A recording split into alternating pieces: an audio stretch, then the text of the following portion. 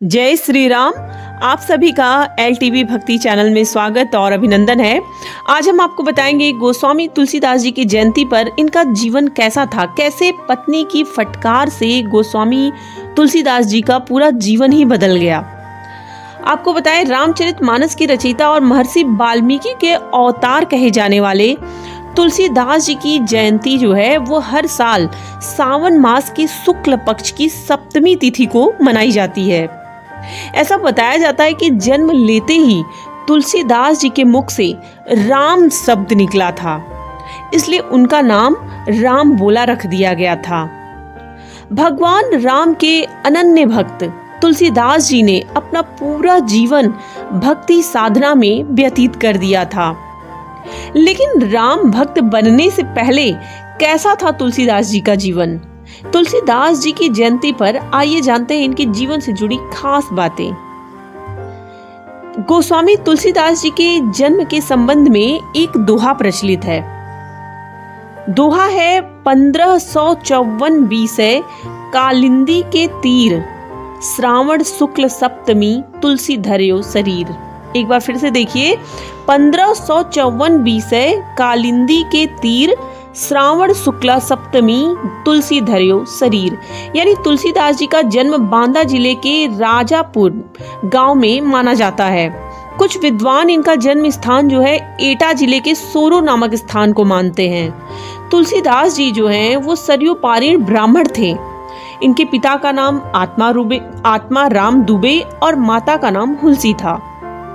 कहा जाता है कि अभुक्त मूल नक्षत्र में जन्म होने के कारण इनके माता पिता ने इन्हें बाल्यकाल में ही त्याग दिया था।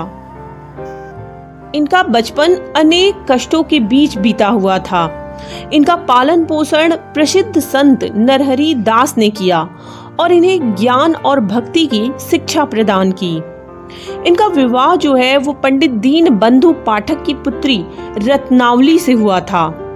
इन्हें अपनी पत्नी से बहुत प्रेम था और उनके सौंदर्य रूप के प्रति वे अत्यंत आसक्त थे।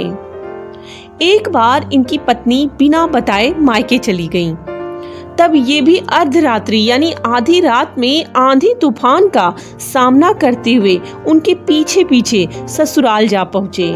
इस पर इनकी पत्नी को क्रोध आ गया और पत्नी ने कहा, लाज न आई आपको दौरे आयो नाथ, अस्थि चर्ममय देह यह, तासो ऐसी प्रीतिता नेकु जो होती राम से, तो काहे भवभीत बीता।